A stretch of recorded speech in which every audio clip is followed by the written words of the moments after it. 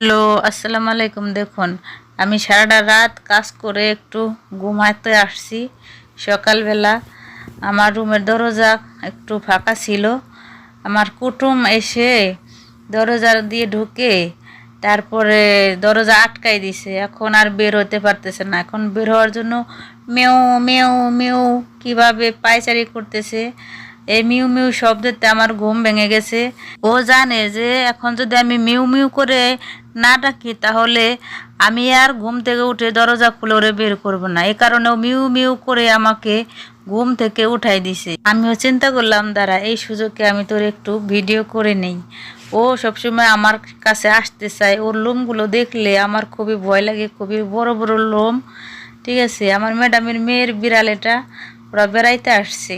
ঠিক আছে, আর দেখুন কিভাবে শুয়ে আছে আর ভাব নিতেছে যাতে আমি রুমের দরজাটা খুলে দিই।